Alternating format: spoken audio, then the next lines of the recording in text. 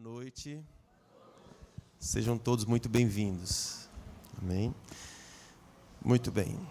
Deixa eu compartilhar um pouquinho a palavra de Deus com você.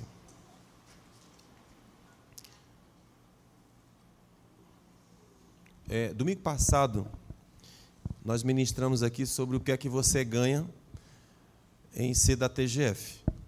Não é? O que é que eu ganho? Eu vou para a igreja, eu ganho o quê? Não é?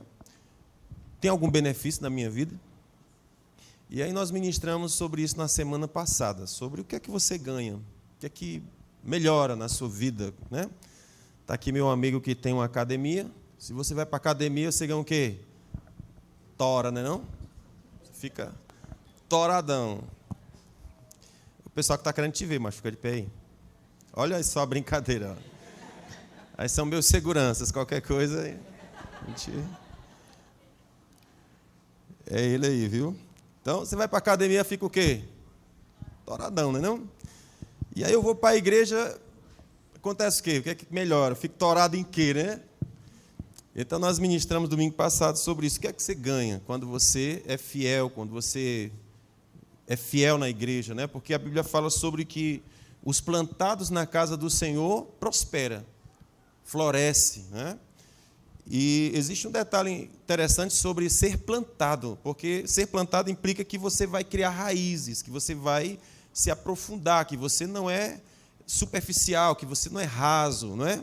Que você cria profundidade no seu relacionamento com Deus. Então, os plantados na casa do Senhor florescem, porque nem todos se permitem ser plantados. Tem aqueles que Jesus disse que é como você plantar uma semente em cima de uma pedra. A pobre pode até nascer, né? Porque às vezes tem uma areiazinha ali, e aí a pobre até nasce, mas logo morre, porque não tem condição de aprofundar, não é? Então, às vezes, tem pessoas na igreja que elas nunca conseguem criar profundidade no relacionamento com Deus, na vida na igreja, porque é como se tivesse plantado sobre uma pedra, eles não conseguem se aprofundar. Mas Deus diz que aqueles que florescem são os que se plantam, não é? Se você não se planta, você não tem como absorver os nutrientes que Deus está mandando. Você não se planta. É que é uma decisão sua se plantar. Jesus disse assim: aquele que comer da minha carne e beber do meu sangue tem parte comigo. Então eu preciso comer de Jesus e beber de Jesus, me alimentar de Jesus. A carne de Jesus passa a ser minha carne, o sangue dele passa a ser o meu. Jesus disse: esse tipo de relação aqui promove crescimento, mas outro tipo não. Então, hoje, por exemplo, você tem uma quantidade de pessoas que elas são cristãs de YouTube.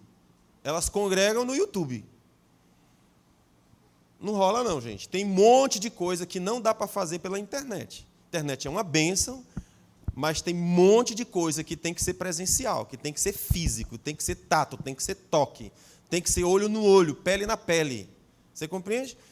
Então, vida com Deus, vida de igreja, precisa ser olho no olho, cara na cara, isso tem que ser assim. Se for virtual, você não vai ter muito avanço disso, não. Tenta fazer uma faculdade EAD e tenta fazer uma faculdade presencial. É a mesma coisa? Não é possível.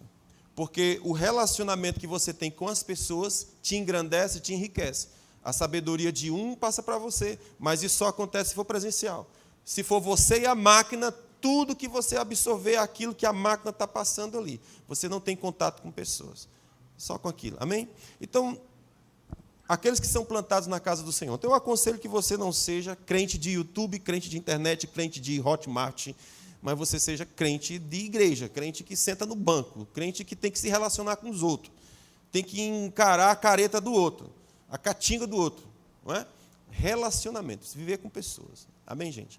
Então, domingo passado, a gente conversou sobre o que é que eu ganho quando eu vou para a igreja, quando eu sou da TGF, e o que é que se acrescenta na minha vida. E nós falamos algumas coisas lá, você pode ir no YouTube e assistir a ministração, caso lhe interesse. O que é que eu ganho, né? E hoje eu quero conversar com você sobre o seguinte: qual é a expectativa que o pastor tem com relação a você?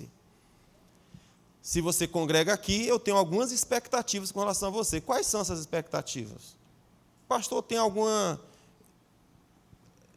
esperança a meu respeito? O que é que ele pretende, né? Qual é a ideia? Então, quero conversar um pouquinho com você sobre isso. Então, a primeira expectativa que eu tenho com você é que, se você congrega aqui, você seja submisso, respeitoso com o pastor. É a regra número 1. Seja submisso e respeitoso. Existe todo tipo de pai, todo tipo de mãe, assim, tem famílias e famílias. Eu estava comentando com os irmãos no primeiro horário que outro dia eu estava aqui na praça de Maracanã, às 11 da noite. Fomos tomar um açaí, alguma coisa assim. E aí, já, sabe aquele último cliente? O cara fechando a açaiteria, a gente... eu vou terminar aqui. Sabe aquele cliente chato, o pessoal tudo doido para ir embora e a gente lá não tinha o que fazer, sábado à noite, vamos sair, né? Vamos tomar um açaí, o pobre doido para fechar e a gente lá não deixa.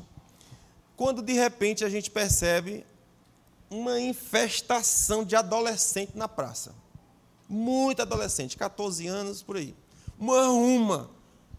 Meninos e meninas. Eu pergunto, de onde que esse troço saiu? E a outra pergunta, cadê os pais dessas crianças? Eles sabem. Olha que coisa louca.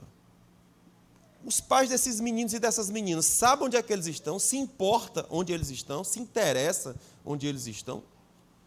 Porque o pai, ele sabe, ele tem que saber. Vocês estão aqui? Tem que saber. É obrigação saber, o menino é teu.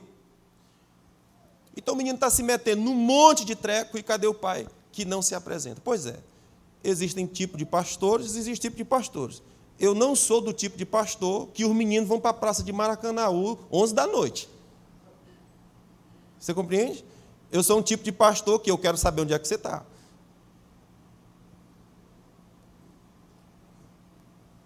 Pai presente, tem que ser presente. Então, há uma prestação de contas. Agora, para que eu faça esse trabalho, eu preciso de quê? De submissão. Porque existe uma diferença entre ovelha e bode. A Bíblia fala que no último dia Deus vai fazer separação entre as ovelhas e os bodes. Se você conhece a característica de ovelha e bode, a ovelha tem uma característica, ela é mansa. A ovelha ela é submissa, o bode não. O bode, se você triscar nele, ele dá uma amarrada em você, ele pula bem acolá, ele sobe em cima de uma árvore, ele vai em cima da montanha, sobe em cima de serra, o bicho é danado. Ele não se submete, ele é rebelde. O bode não se curva, não. A ovelha, ela chega pertinho. Ela carinhosa. O bode não é, não. Então, para você criar ovelha é uma coisa, para criar bode é outra. Deus disse que no último dia Ele vai fazer separação entre bode e ovelha. Perguntar para tu é bode ou tu é ovelha? Decide a tua vida. Mas assim, você vai ter uma característica ou outra. O que Jesus disse assim, vinde e aprendei de mim, que sou manso e humilde de coração, e vocês acharão descanso para as vossas almas. Então, uma característica de quem anda com Jesus é que ele é manso, ele é humilde, né? Ele é tratável, ele é ensinável. Essa é uma característica. Né?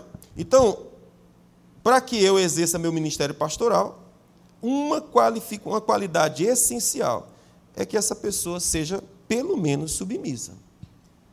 Do contrário, é impossível, seja respeitoso, pelo menos. Ok? Então, se você não for respeitoso no colégio com a sua professora, vai ficar difícil você aprender.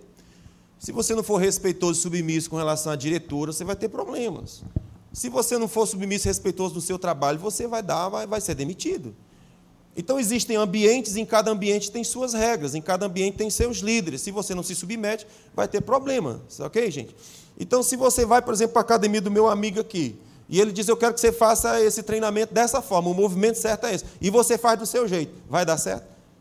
É capaz de sair de lá com problema de coluna, problema de na cervical, porque você não está fazendo direito, não está botando a bunda para trás, botando os peitos para fora, não é?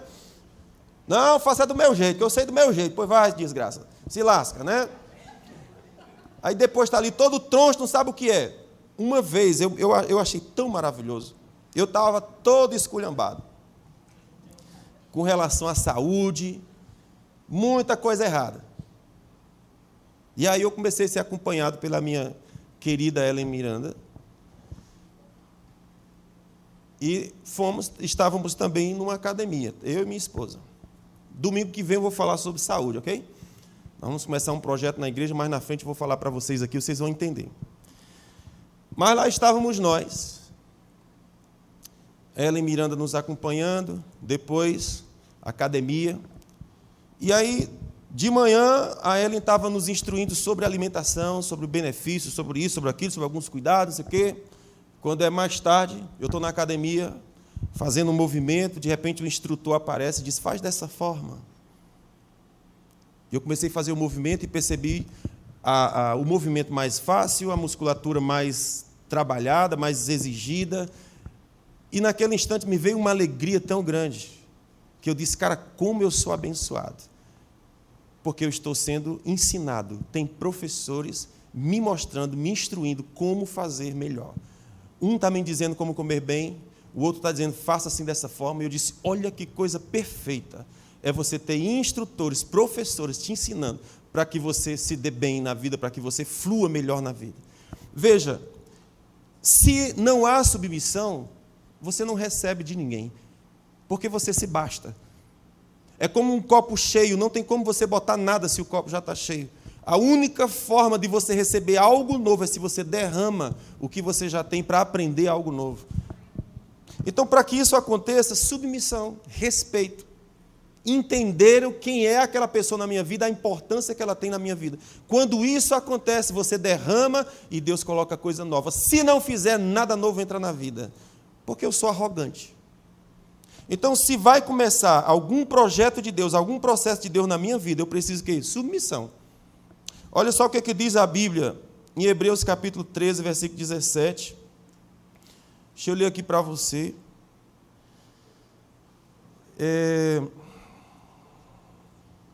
Que coisa boa a gente ter professores. Hebreus capítulo 13, versículo 17. A Bíblia diz assim: obedecei aos vossos pastores,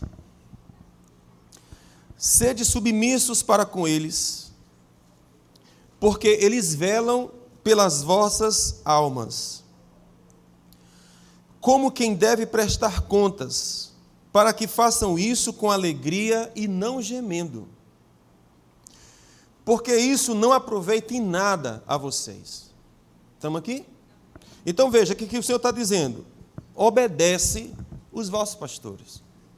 A Bíblia diz que se você obedece os seus profetas, você prospera.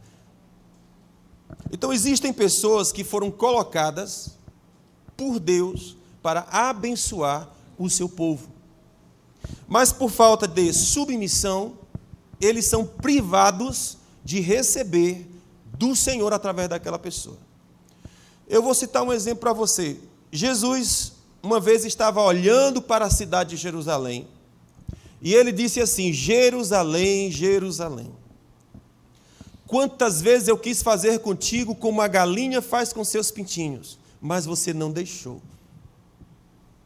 Todos os que eu te enviei, você matou e perseguiu.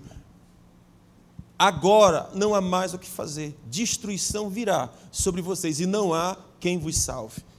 Mas o Senhor disse: eu estou chorando, porque eu quis te abraçar tantas vezes, mas você não quis. Existe um outro texto que a gente vê Jesus falando, dizendo assim que teve uma cidade, a Bíblia fala que Jesus não pôde operar milagres naquele lugar. O texto não diz que ele não queria, o texto diz que ele não pôde. Ele quis, mas não podia. E por que não? Porque o povo não honrou Jesus. Ele disse: um profeta não tem honra senão na sua própria casa. Porque eles não honraram Jesus, o poder de Deus não os alcançou para curar a ferida que estava aberta. E eles continuaram com as suas doenças e não foram curados. Não era porque Deus não queria, era porque eles não se submetiam, não respeitavam, não honravam. E se não tem esse processo de honra e respeito, trava o agir de Deus. Então Deus te dá profetas, Deus te dá homens de Deus, mas o que é que você faz com eles? Você os mata, você os persegue, você os rejeita, como é que faz? Então esse texto aqui está dizendo: obedecei vossos pastores, porque eles velam pelas vossas almas. como quem há de prestar contas. A Deus, você percebe? Isso não é fácil. Às vezes eu encontro alguns irmãos e eu digo assim: queridão, se Deus me perguntar sobre ti, eu digo o quê? O que é que eu vou falar sobre você acerca de Deus? Para Deus, se Deus me perguntar. Porque Deus pergunta, às vezes, aquele caso que o Senhor perguntou para Caim, ele disse: cadê teu irmão Abel? Aí o Caim responde: eu sou porventura guardião do meu irmão? Eu quero lá saber daquele Zé Mané. Deus perguntou para Caim: cadê teu irmão? Então, se Deus pergunta para mim: cadê você? O que é que eu digo para Deus? Senhor, aquela criatura nunca aparece no culto, nunca aparece na igreja. E tem um detalhe interessante: às vezes tem pessoas que eu encontro na rua e elas vêm ao meu encontro e dizem: meu pastor. Aí eu digo: eu sou teu pastor aonde, menino? Quando foi a vez que eu te pastoreei? Não me lembro de ti, não sei quem és, não é? E tinha uma outra interessante que eu encontrei no shopping. Eu e minha esposa estávamos no shopping, encontramos ela. Ela congregou aqui na igreja quando ela era jovenzinha e desapareceu. Quando é anos depois, a gente encontra ela, quase que eu não reconheço, mas lá vem ela com os braços abertos, tão feliz: meu pastor e minha pastora. E eu digo: quem é ela? Fala, meu Deus. Aí, depois de conversa, a gente reconheceu quem era. Aí ela disse: toda a igreja que eu vou, eu olho lá e digo: o meu pastor não faria assim, não. O meu pastor não diria isso aí desse jeito. Ele falaria assim. Eu digo: quem é o teu pastor? O senhor. Eu digo: é sério? É? Sim. Então a mulher está andando em rebeldia de todo jeito. Primeiro, está na igreja dos outros, querendo que os outros sejam como o pastor Astro, né? Não se submete ao pastor daquele lugar. E nem se submete ao pastor Astro porque não vem para a igreja. E, portanto, eu não sei o que ela tem feito da vida dela.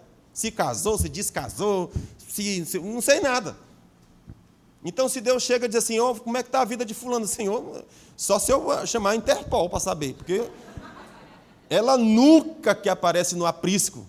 Eu não vejo ela, eu não tenho como colocar um unguento na cabeça, ela não aparece.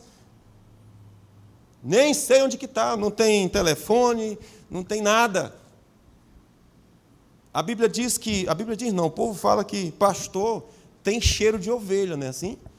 O pastor deve ter cheiro de ovelha, o que significa dizer que o pastor tem que andar junto das suas ovelhas. Mas eu gosto de lembrar também que a ovelha precisa ter cheiro do seu pastor. Não é só o pastor ter cheiro da ovelha, não.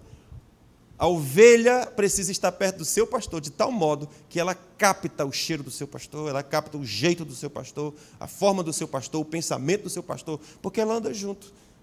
Então veja o que a Bíblia diz: obedecei vossos pastores, porque eles velam pelas vossas almas como quem há de prestar contas.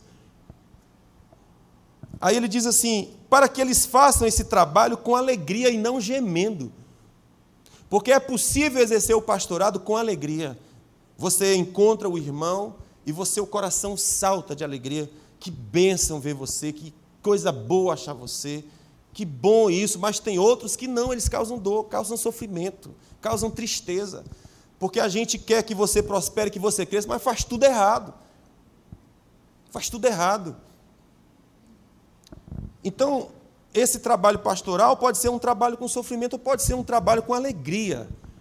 Isso quem define é você. Se você vai andar com submissão e respeito ao ministério pastoral. Porque quando você não recebe aquele que Deus enviou, você não está recebendo Deus que enviou. Você compreende isso? Então, se eu mando um menino fazer uma tal coisa em certo lugar e alguém dá um cascudo nele, quem foi que desrespeitou? A mim. Não é não? Porque bateu numa criança que eu mandei para fazer uma coisa. Quem é que você vai prestar conta? É comigo, não é com a criança, não. Eu vou lá e marmota essa. Você está doido? Está pensando que a cabeça dele é o quê? Eu vou prestar contas. Porque se você não recebe quem eu enviei, você não recebe quem enviou.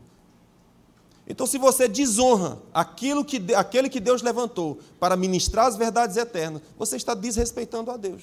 Você está indo contra Deus, não é contra mim, não. Amém, gente? Então, Senhor, preste atenção nisso aqui. Então, qual é a primeira característica, a primeira expectativa que eu tenho com relação a você?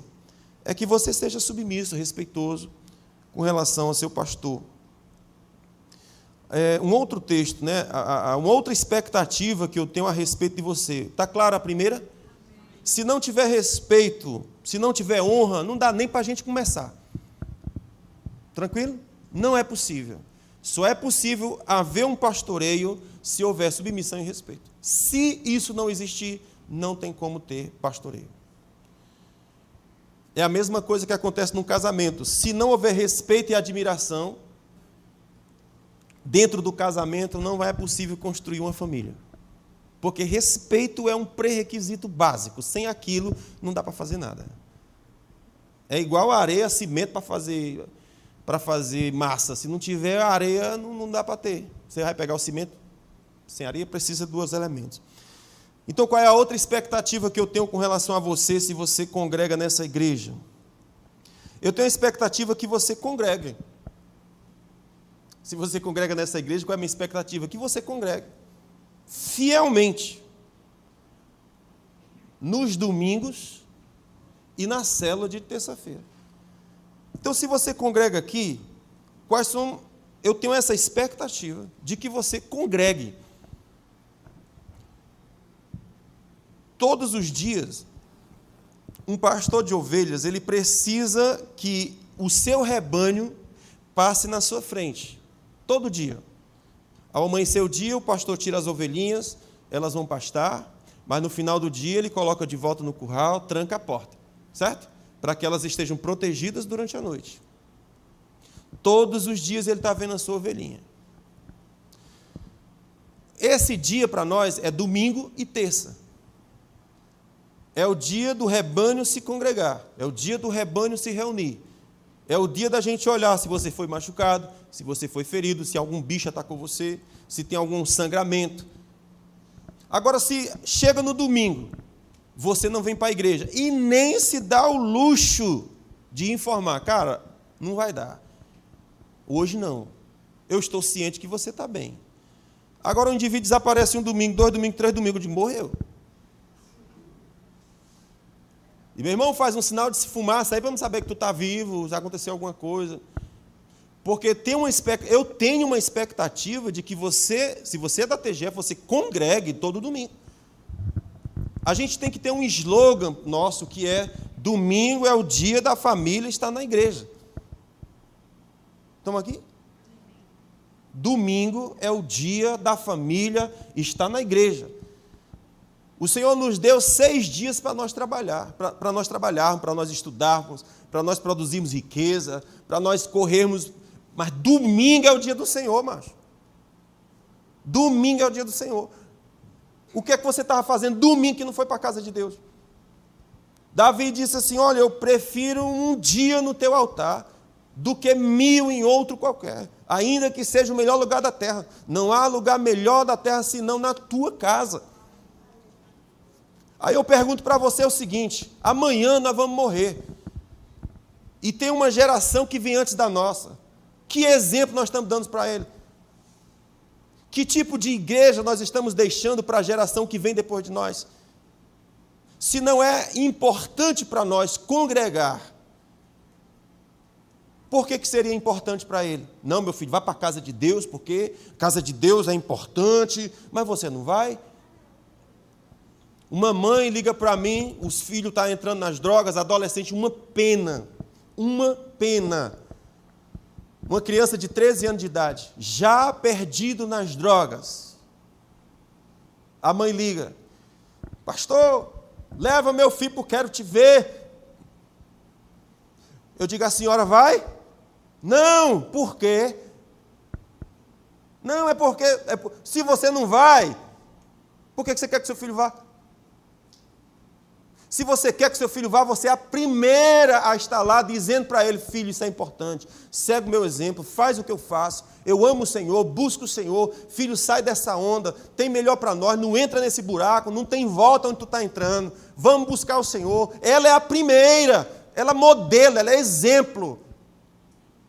O filho não vai fazer o que você diz, ele vai fazer o que você faz. A criança vai torcer o seu time sem nem saber que raio é futebol. E ele vai começar a amar o seu time só porque você gosta. Vai admirar, não sabe nem o que é. Eu também não sei não, gente, eu não conheço futebol não, mas imagina que o cara vai chutar, eu só sei que pênalti, eu sei. Escanteio, nunca entendi esse negócio de escanteio, quando é que acontece escanteio, não sei.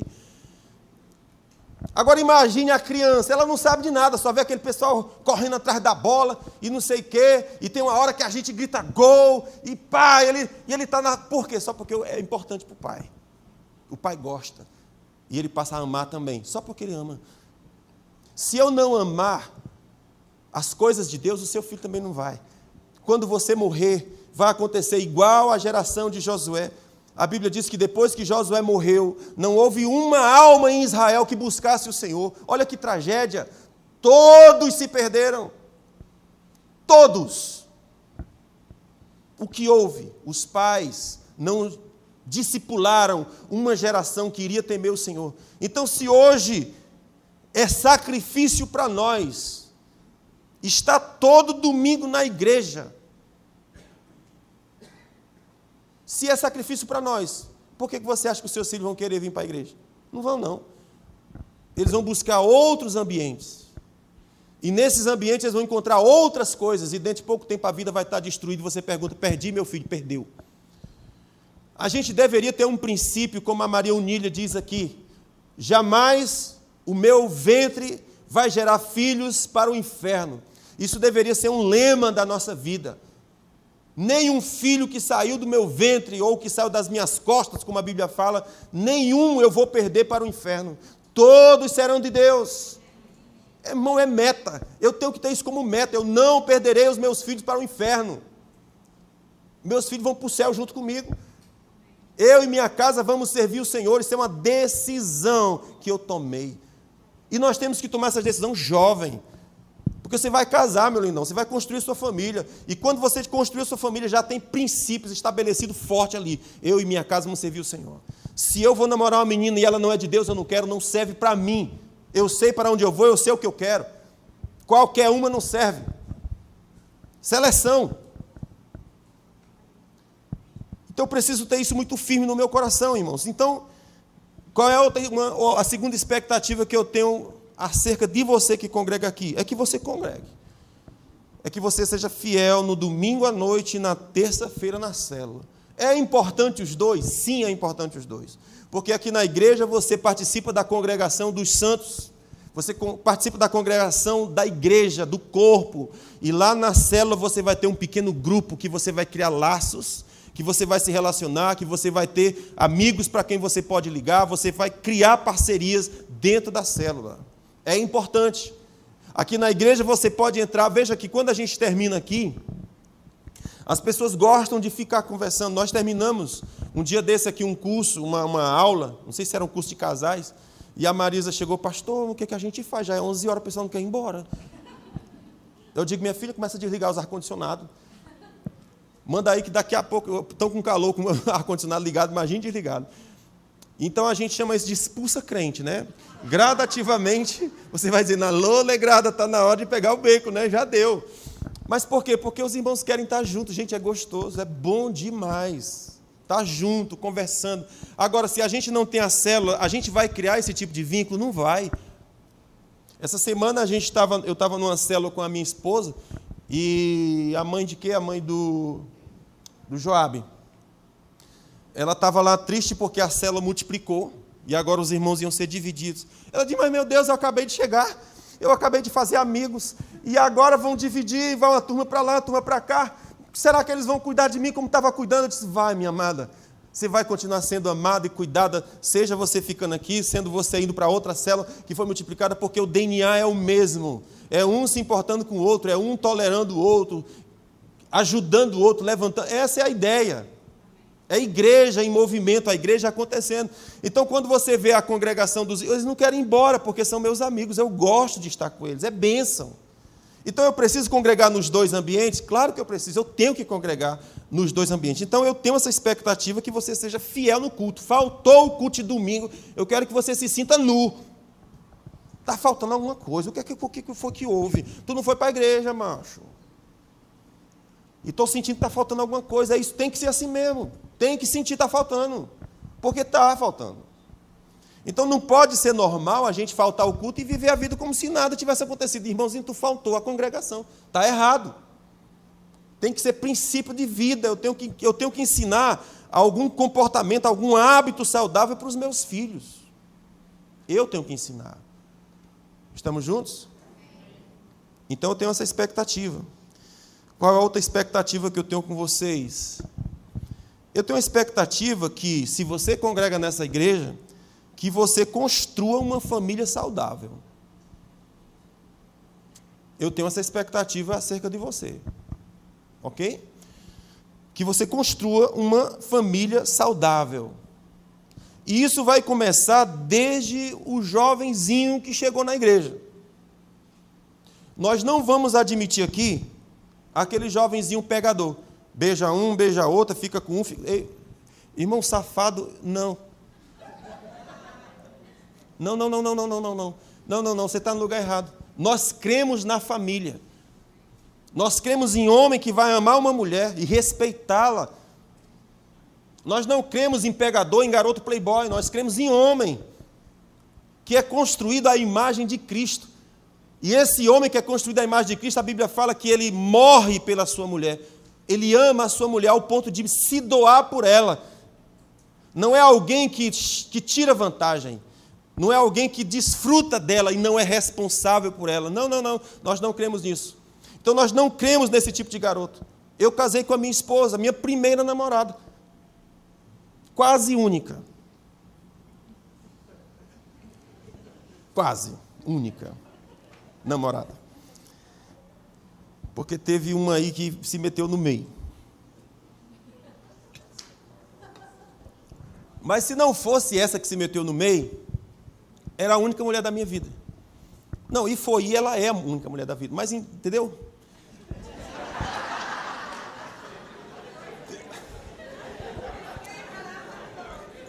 Vou explicar? Deixa aí, a história é longa. A Débora quase me mata no dia que eu contei essa história. Eu comecei a namorar com a minha mulher, eu tinha 14 anos de idade. Não façam isso. Ok? Tinha 14 anos de idade. Aos 18 eu casei. Não casei antes, porque eu não podia. E para eu casar ainda foi papai assinando. E ele não queria assinar, teve que fazer vigília em oração. Para Deus mover o coração dele, ele assinar porque não podia casar. Então ele autorizou o casamento, a gente casou com 18 anos. Só que nesse intervalo de 14 aos 18, antes dela chegar, eu já era apaixonado por uma garota da igreja. E aí comecei a namorar com a minha esposa. Quando eu comecei a namorar, a menina quis eu. Você sabe, mulher tem esse negócio de disputa, né? Eu vou tomar. E aí eu comecei agora a ficar em dúvida. Meu Deus, será que eu fico com ela? Será que eu não fico? E aí, um dia minha esposa chegou, não quero você pela metade, decida a sua vida.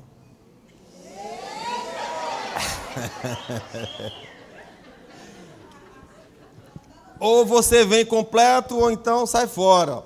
É uma posição interessante que vocês deveriam tomar. Aquilo que eu não tolero, né? Aliás, aquilo que você tolera, não reclame. Se você tolera, então, vida que segue. Então, você tem que ser muito claro dizendo isso sim, isso não. Não é? Enfim, minha mulher disse, aliás, minha namorada na época, eu disse, tá bom. Aí a gente chorou, foi muito. Choramos. E aí depois eu fui procurar a outra, disse, eu estou liberado.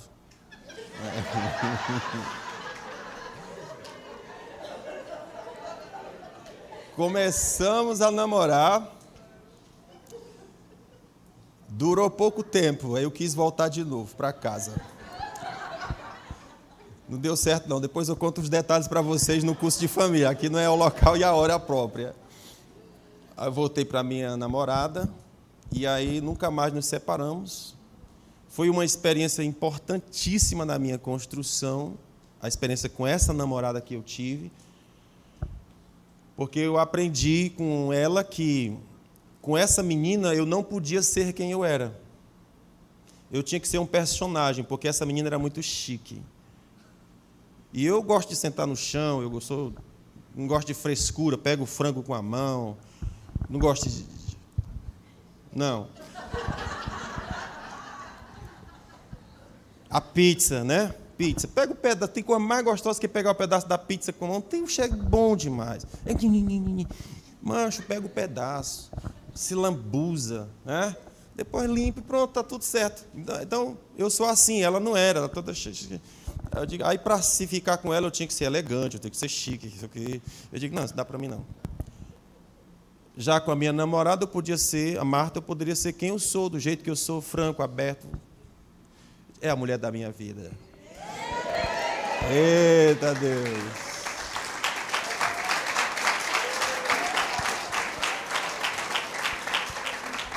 Então a gente casou com 18 anos e já fizemos 30 anos, né? Fizemos 30 anos, casamos em 93. Então veja, eu tenho uma expectativa que você, se você congrega aqui, que você construa uma família saudável. E essa família saudável começa no namoro. Eu não vou admitir meninas namorando com 3, 4, nem menino namorando. Não vou admitir, porque não é crente, quer fazer bagunça, faz lá no mundo, vai para lá. O que você está fazendo aqui? Se eu venho para a igreja, eu estou querendo o quê? Consertar as coisas, sim ou não? É simples assim. Estou na igreja para quê? Para fazer as coisas direito. Se é para fazer as coisas erradas, fica no mundo mesmo, irmão. É igual a minha mulher fez comigo, decide tua vida. Então diga comigo, eu tenho expectativa. Aliás, o pastor tem expectativa que eu construa uma família saudável. Amém? Então, um homem de verdade, ele protege a mulher que ele namora, ele cuida da mulher que ele namora, casa com ela, constrói família e faz uma família saudável com ela. A Bíblia diz que aquele que não cuida da sua família é pior do que os incrédulos. Então, eu tenho uma expectativa que você cuide, amém, gente? Eu tenho expectativa de que você seja um marido bom para a sua esposa. E eu tenho expectativa que você seja uma esposa boa para o seu marido. Eu tenho essa expectativa. Se não acontecer, a gente vai chegar junto. Eu digo, irmão, o que está acontecendo? Entende? Porque eu tenho uma expectativa. Vocês estão aqui? Então, pronto. E a Bíblia fala que aquele que não cuida bem da sua família está reprovado para o ministério de Deus. Deus não quer você no seu altar. Ele disse, olha, a característica de alguém que vai me servir no altar é alguém que vai ser marido de uma só mulher, vai criar seus filhos no temor do Senhor, não vai ser dado à violência, não vai ser dado ao vinho, não é brigador, briguento, não é trapaceiro, não anda em negócio errado, ou seja, é um cara de família. É um cara de família. As pessoas querem saber hoje por que os judeus prosperam. Por que os judeus são prósperos? A riqueza do mundo é na mão de judeu. Por que esses caras prosperam tanto? Um dos princípios, família. São homens de família. Eles seguem princípios da palavra no que se refere à família. Se você é família forte, você vai criar filhos fortes. Se você é uma família bagunçada, você vai criar meninos fracos, meninas fracas, porque a família é bagunçada. Quando é que a gente começa a consertar a família? Quando a gente é jovenzinho. Eu comecei a namorar com 14 anos, mas era homem. Tem um detalhe, ok? Era 14 anos, mas eu não era menino, eu era homem.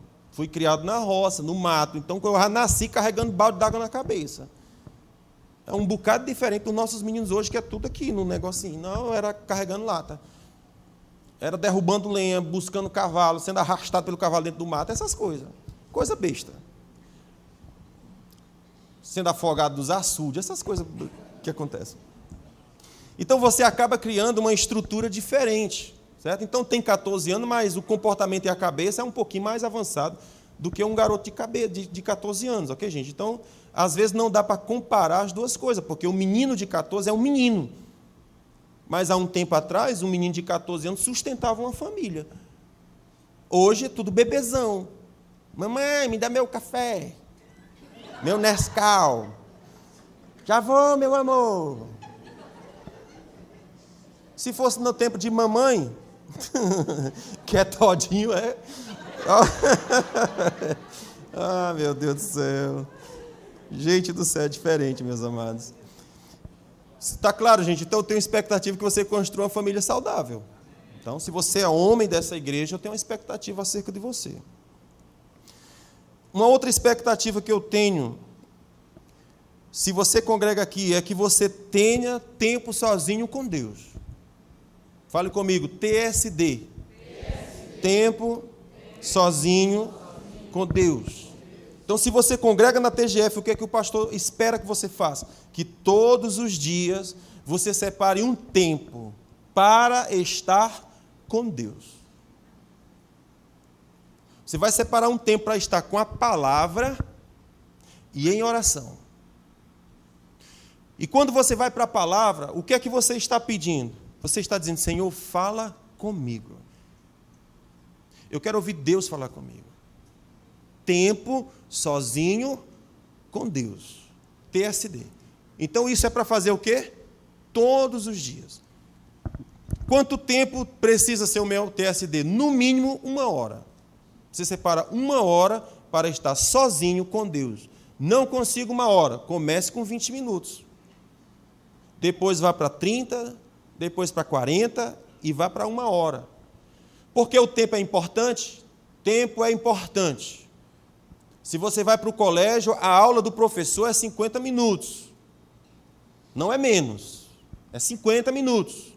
Para ele expor o conteúdo, ele precisa de 50 minutos. A sua alma, quando você se separa em oração, você precisa de um tempo para que a sua alma volte para o corpo. Porque a gente é acostumado a estar no lugar, mas a nossa cabeça nutra. É ou não é? É por isso que às vezes eu pergunto, você está aqui? Talvez você diga, pastor, é doido, é? Não está me vendo, não. Eu estou te vendo, mas eu estou vendo teu corpo, às vezes a cabeça está no outro canto. E eu estou perguntando, você está aqui? Traz o teu espírito para cá, traz a tua alma para cá, fica para cá, tu e o teu corpo aqui, me dá a tua mente por um tempo. Entende? E às vezes a gente vai orar e é assim que acontece, a gente separa ali, e o primeiro tempo, você já pensou na vaca que morreu, no boi que atolou, você já pensou no shopping, já foi não sei para onde, não sei, enche um tempão para a alma voltar para o corpo. Por isso que precisa de quê? Tempo. Para que você medite, para que você reflita, para que você ore, entende? Então você abre as Escrituras e diz, Senhor, fala comigo. Gente, que mágica, que coisa incrível. É você separar um dia, um momento do seu dia, e eu vou me separar aqui para Deus falar comigo. E como é delicioso, quando você abre as Escrituras e Deus começa a falar com você. Você vai perceber de cara.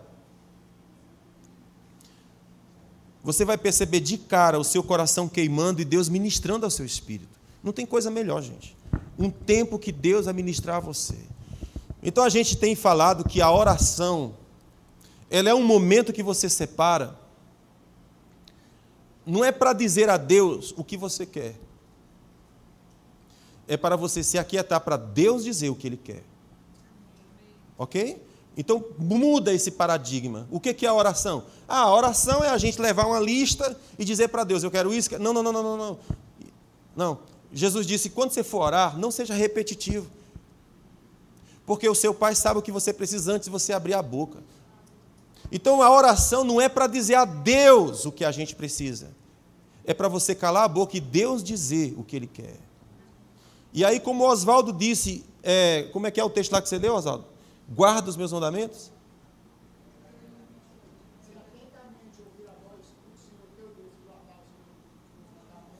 Sim.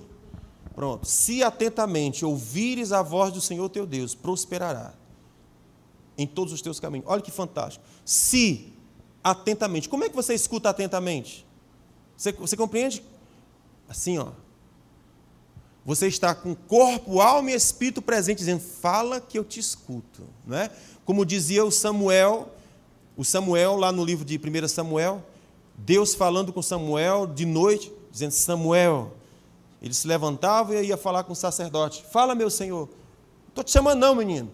Ele voltava para dormir e a voz falava, Samuel, voltava para o sacerdote, o que é meu Senhor? Aí o sacerdote entendeu, Deus está falando com ele. Filho, quando você ouvir a voz, diga assim, fala, Senhor, que eu te escuto. Aí, meu amigo, quando o Samuel voltou para a rede, lá era a rede, Quando Samuel voltou para a rede, que ele ouviu a voz dizendo, Samuel, ele disse, fala, Senhor, que eu te escuto. Aí Deus começou a derramar, falar, ministrar sobre coisas. Então, perceba, tempo sozinho com Deus é um tempo que eu separo para ouvir o que Deus quer falar comigo. Deus quer me dar direcionamento para a minha vida. Irmãos, hoje o que tem é um monte de gente ouvindo um monte de outras pessoas que não tem nada. É um vazio ouvindo outro vazio. E por que está vazio? Porque ninguém está ouvindo Deus. O que o Oswaldo leu foi, se você atentamente ouvir a voz do Senhor teu Deus, prosperarás em todos os teus caminhos. É regra. Deus quer colocar conteúdos dentro de nós, mas para isso eu preciso de quê? Tempo sozinho com Deus, sim ou não? Sem isso não vai rolar. Então eu tenho uma expectativa de que os meus irmãos, se você congrega aqui, isso seja uma prática na sua vida. Todos os dias eu separo um tempo para ouvir o Senhor. Eu não estou chamando você para ouvir o pastor. Eu estou chamando você para ouvir Deus. É você receber de Deus. Se você não receber de Deus, vai ter muita coisa que o pastor fala que vai entrar no teu ouvido e sair no outro. Porque você não está ouvindo Deus. Às vezes o que o pastor está falando só faz sentido, porque você está ouvindo Deus. Muitas vezes você está ouvindo algo de Deus. Quando o pastor começa a ministrar o seu coração, salta dizendo, meu Deus, era isso que Deus estava falando comigo. Meu Deus, era isso, é isso mesmo. O Senhor batendo e confirmando sobre coisas que Ele já está ministrando para você. Aí você diz, meu Deus, foi a melhor pregação da vida. Eu digo, oi amado, foi a mesma pregação que eu prego todo domingo, mas o teu coração era outro. Porque você se dispôs a ouvir o Senhor e Deus está ministrando a você. Então, quando Deus fala, você é igual uma esponja, você suga, porque o seu espírito está ativado. Então, fica firme, não vou conseguir concluir aqui os meus tópicos, né? Eu vou postar a mensagem de 4 horas que eu consegui. Cadê meus músicos? Vem para cá. Luquinha, tu tá aí, cara? Oh, meu Deus, é verdade. É verdade, eu não li. Oh, meu Deus. E eu pensando, eu nem te vi, Luquinha. Oh. Poxa vida, depois começa a ir tocar agora, mas faz o povo chorar. Obrigado, viu? É verdade, nós tínhamos feito um acordo dizendo, cara, só sai quando eu disser para tu sair. Aí o bichinho ficou caladinho, que eu não escutei. Amém. Que Deus abençoe a vida dele, amém. Não é, cara? Submisso. Submisso. Se atentamente ouvir a Deus. Cadê o Pedrinho? Quem vai cantar? E os mandamentos seus obedecer. Amém, gente. Tinha coisas preciosas ainda aqui para tratar com vocês, mas não vai dar tempo.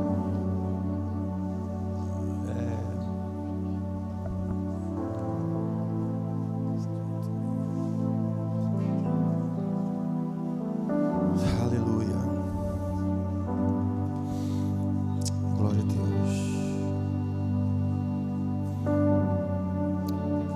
Está claro que eu tenho expectativa de que você separe tempo sozinho com Deus? Uma outra expectativa que eu tenho com vocês é que vocês se tornem frutíferos para Jesus. Ok? Fala comigo, frutífero para Jesus. Jesus falou assim, eu sou a videira verdadeira, todo ramo que estiver em mim produzirá frutos.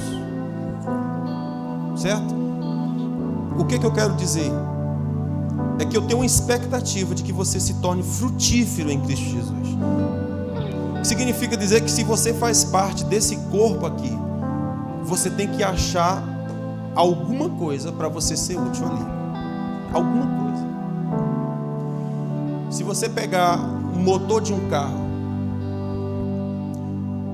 e você desmontar, você vai encontrar peças grandes, mas vai encontrar peças muito pequenas, esferas minúsculas. Mas aquelas esferas minúsculas, elas têm uma utilidade tão extraordinária para dar velocidade ao motor, para rolar as engrenagens. Sem aquelas pecinhas minúsculas, aquele carro grande não anda. Então veja, a direção tem uma função, o pneu tem uma função, mas a esferinha que você não está vendo, ela está sendo útil naquilo que ela foi chamada para fazer. E por causa disso, aquele motor consegue colocar toda a sua potência para fora. O que eu estou dizendo é que se Deus te plantou nesse lugar, se você faz parte desse corpo, há uma função que é sua. E você deve entrar nela. Porque o que a Bíblia diz é cada parte cooperando com a sua parte, Deus dá o crescimento. Há uma parte que é tua. Todo aquele que está ligado em Cristo, há uma expectativa em Deus que você se torne frutífero. Eu tenho que ser frutífero para Deus. Porque da mesma forma que está vindo a seiva correndo pela raiz, chamado Jesus, que passa pelo tronco, chega nos galhos, vai chegar em você. A mesma unção vai pegar você. Ele disse, se você está conectado em mim, você vai produzir frutos. Eu tenho que ser produtivo, irmãos. Não é possível passar 20 anos numa igreja e eu não coopero com nada, eu não somo com nada, eu não sou extraordinário em nada, eu não marco aquela comunidade em nada. Meu Deus, eu entro e saio e não faço diferença. Isso não está certo. Você foi chamado para ser frutífero. Eu tenho uma expectativa que você se torne frutífero, que você cresça, os dons que Deus colocou em você, que saia para fora, que abençoe pessoas. Quando você se torna frutífero em Jesus, você é frutífero no mercantil, você é frutífero no colégio, você é frutífero na faculdade, você é frutífero no seu trabalho, onde você estiver, porque você está ligado em Cristo. Você vai começar a produzir os frutos de Jesus e abençoar pessoas. Pessoas vão chegar perto de você e vão sair abençoados. Eu cheguei atribulado, mas eu recebi uma palavra de paz. Eu estou saindo renovado. O peso na minha alma saiu. Aquilo que me esmagava foi removido, porque você carrega Jesus, você se tornou frutífero. Eu tenho expectativa que você se torne frutífero. Eu não vou fazer parte de uma igreja 20 anos e ser a mesma pessoa, não vou crescer. Está errado. Está errado. Há uma parte que é minha. E eu tenho que somar com aquilo. Então eu tenho expectativa que você se torne frutífero. Eu tenho expectativa também que você ame e defenda a sua igreja e os seus irmãos. Pastor, você tem essa expectativa? Eu tenho. Você não é da TGF? Sou. Você encontra uma pessoa falando mal da TGF, você vai fazer o quê? Ó, seu baitinho, vem cá. Você está doido? Você vai falar, você está doido? Você está lelé? Falar da minha igreja? Posso. Aí é minha igreja, cara. Eu sou mais a TGF. Se é a minha igreja que me abençoa, a igreja da minha família, por que eu não vou defender a minha igreja? Vou defender. Vai ter pessoas tacando a língua, vai, mas eu estou lá, eu sei que isso é mentira, eu sei que não é assim. E você vai ficar calado? Vou não, vou defender a minha igreja. Agora outra coisa que eu vou defender os meus irmãos. Nós somos perfeitos? Não, mas são meus irmãos. Veja, você já viu dois irmãos brigando? Puxa o cabelo do outro, sapeca lá a mãozada, rola no chão, faz aquele negócio, não é? Mas se você achar uma pessoa falando mal dela, como é que você faz? Você voa em cima e discute. Eu posso, você não. É minha irmã. Eu posso falar dela, eu posso bater nela, mas você não pode não. Porque é minha irmã. Deveria acontecer a mesma coisa na igreja. Está falando de um irmão meu. Não admito não. Ah, mas você quer dizer que ele é perfeitinho? Pode até não ser perfeitinho, mas é meu irmão. E eu estou trabalhando para ele crescer, para ele prosperar, e ele vai avançar, e você vai ver o que Deus vai fazer na vida dele. Irmãos, preste atenção, não tem coisa mais desgraçada do que você falar mal da vida de uma pessoa. Estou falando para você, isso é um atraso de vida. Atraso de vida. Você começa a comer veneno da sua própria língua, porque você está entrando para falar mal de um irmão seu. Está lá o Provérbios capítulo 6, a Bíblia fala que tem 6 coisas que Deus detesta e a 7ª ele abomina. E eu sempre esqueço, aquele que, é outra palavrinha, essa versão é que causa contenda entre irmãos, não é assim? Deus abomina quem causa contenda entre irmãos.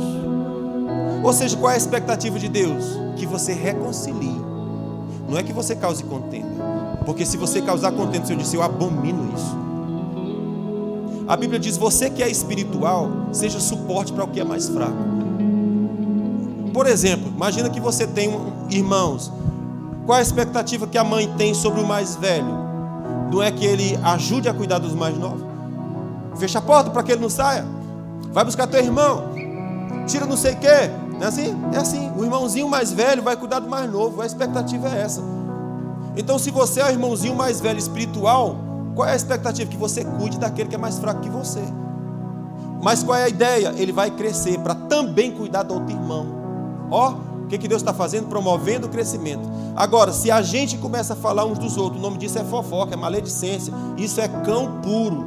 Onde existir fofoca e maledicência, há uma infestação de demônio ali. Eu não admito esse comportamento aqui. E eu não estou dizendo que nós somos perfeitos, nós temos defeitos. Mas eu não vou expor o defeito do meu irmão. Eu vou protegê-lo, vou guardá-lo e vou ajudar para que ele prospere e cresça. Olhe bem, tem um exemplo de Noé muito interessante. A Bíblia diz que Noé bebeu um porre. Às vezes homens de Deus vacilam, ok? Noé, não há homem tão gigante quanto aquele, um homem tremendo. A Bíblia diz que quando Deus não encontrou um homem na terra que fosse justo, não havia uma alma que buscasse o Senhor, até os pensamentos eram podres. Deus achou um homem chamado Noé. E esse cara, o coração de Deus se alegrou ao ver. Diz que Deus achou graça aos olhos, que Noé achou graça aos olhos de Deus.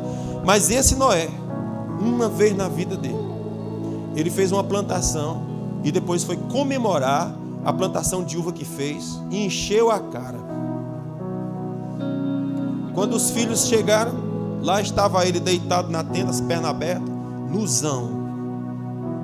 Aí o mais novo começou. Começou a tirar onda. Aí foi chamar os irmãos mais velhos. Vem ver a marmota. Quando o irmão mais velho percebeu o que estava acontecendo, ele colocou um lençol nas costas, veio de trás, jogou sobre o pai e saiu. Quando Noé acordou, ele disse, maldito seja cão e bendito seja o mais velho, que eu esqueci o nome agora. Não. Eu acho que é Jafé ou Sem, um dos dois lá. Maldito seja Canaã, bendito seja o Sem. Aquele menino foi amaldiçoado para sempre. Por quê? Ele não cobriu a vergonha do seu pai. Então, muitas vezes da nossa história, não é para nós expormos o defeito do outro, a vergonha do outro, a crítica do outro. É para nós cobrirmos com lençol e sairmos com reverência e respeito com relação ao outro. Porque eu sou humano como ele caiu, também posso cair. E quando tem arrogância no meu coração, eu sou um candidato muito forte a cair, do jeito que aquele que eu estou zombando caiu. Então o que a Bíblia diz? Cala a tua boca. Fica quieto. Fica quieto. O servo é meu e eu vou restaurá-lo. Quem é você para julgar o servo alheio? Então essa é a postura saudável que o Senhor quer que a gente... Eu não admito fofoca, maledicência no meio da igreja. Não admito, isso é do diabo. A nossa função é andar com lençol nas costas e cobrir aquele que caiu. Eu não estou dizendo para a gente passar a mão em cima de defeito. Eu estou dizendo para a gente ter um coração restaurador. Um coração que levanta, um coração que protege, um coração que reforça o irmão que caiu. Nós podemos ser o único exército que atira nos nossos próprios colegas. Nós atiramos nos nossos próprios soldados. Não podemos fazer isso. Se um soldado está ferido, não chute ele. Leve para a enfermaria, até que ele se restaure e esteja pronto para a guerra de novo. Esse é nosso papel, queridos. Vocês compreendem isso? Então eu tenho uma expectativa de que você proteja seus irmãos. Eu tenho essa expectativa. Que você não difame o seu irmão. E por último, eu tenho expectativa que, se você congrega na TGF, que você seja dizimista.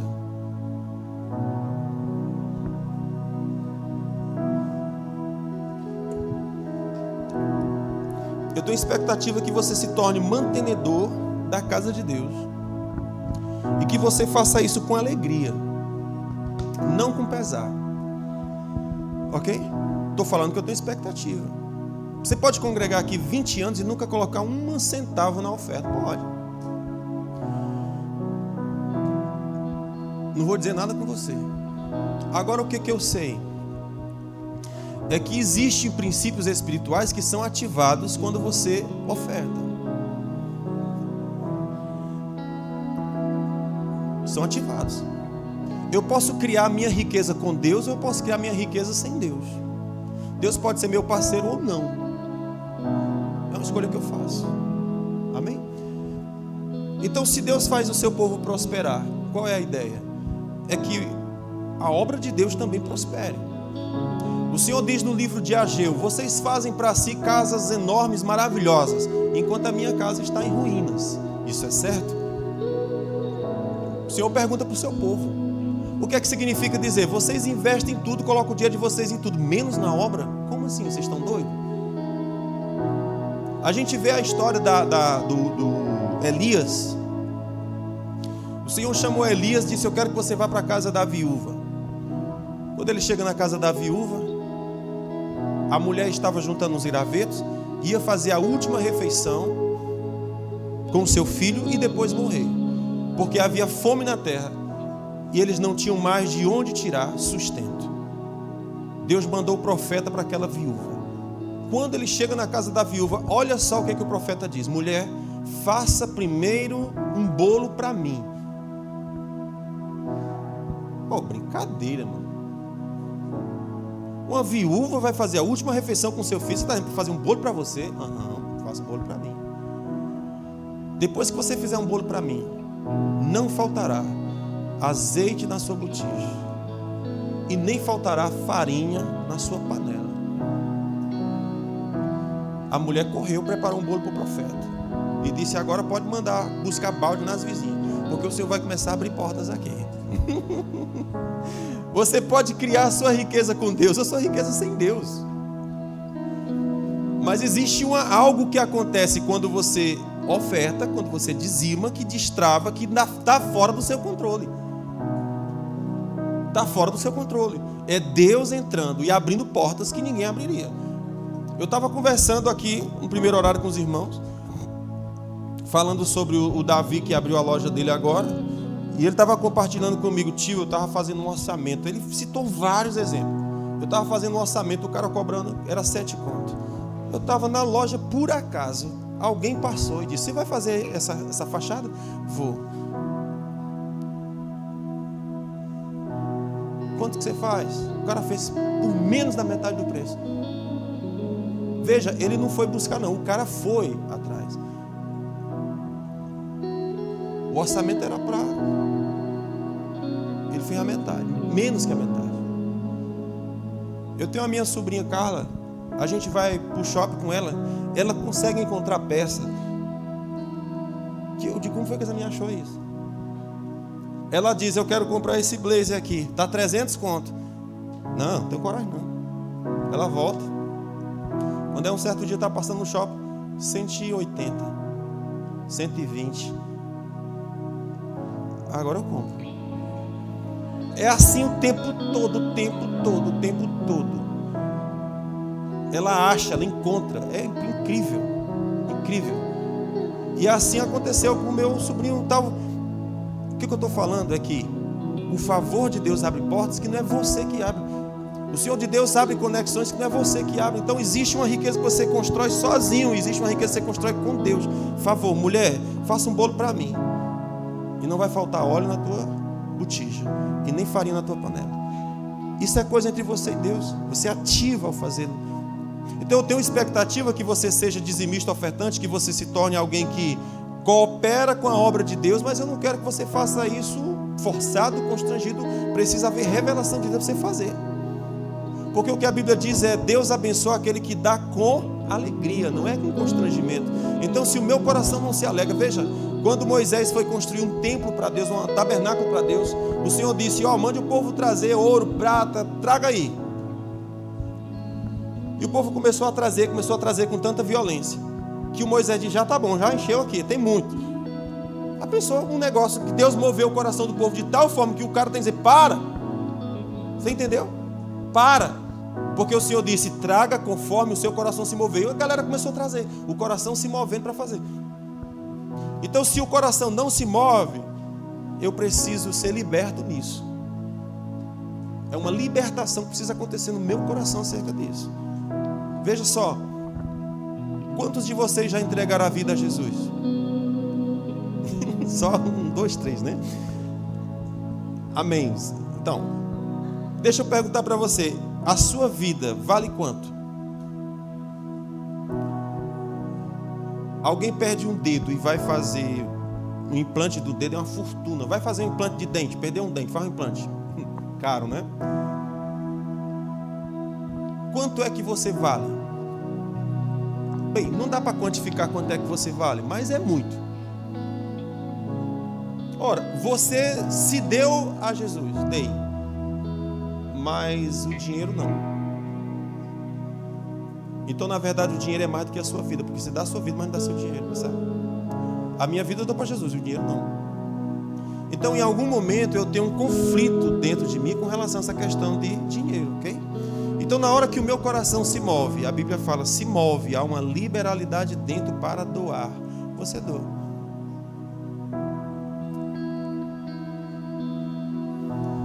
Tem um monte de gente dizendo, não vou para a igreja porque tem negócio de dar dinheiro. Você não precisa dar dinheiro.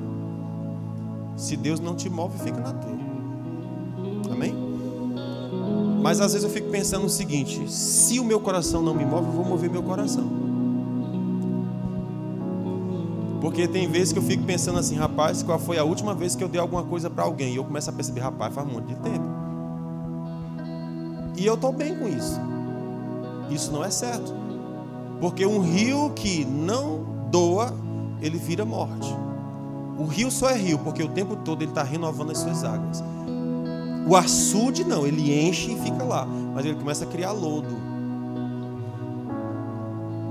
Começa a criar lodo. O rio, ele flui continuamente. E a ideia é que você se torne rio. A Bíblia diz, a alma generosa prospera. Mas aquele que ama a cobiça, a sua vida será destruída. Então a cobiça destrói a vida daquele que a possui. Dinheiro é a única coisa que a Bíblia chama de Deus, chamado mamon, um Deus. O dinheiro compete com Deus. Ele toma nosso coração de tal forma que compete com Deus, se torna um Deus dentro. Aí Jesus disse, rapaz, começa a juntar tesouro no céu. Porque o único tesouro que tu tem é aqui. Começa a juntar no céu. O tesouro daqui, ladrão rouba, traça corrói. Mas aquele que você junta no céu, não tem quem roube. Eu acho isso muito doido. Muito doido. Porque o que a Bíblia diz é assim, ó. Eu visito a iniquidade dos pais nos filhos. Mas eu visito até 1000 gerações daqueles que me amam. O que significa dizer que você morreu, não tem mais nem cinza dos seus ossos. E Deus continua visitando a tua família por tua causa. Porque você amou o Senhor. Então é isso que Jesus fala. Por que você não junta tesouro no céu? Porque que todo o tesouro que você tem é só da terra. Fácil de perder, fácil de ser corroído. Começa a juntar tesouro no céu. Amém? Então, essas são as expectativas que eu tenho com você, se você congrega na TGF. Eu espero que você seja muito abençoado. Amém? Que Deus abençoe vocês. Cante aí, filho. Se até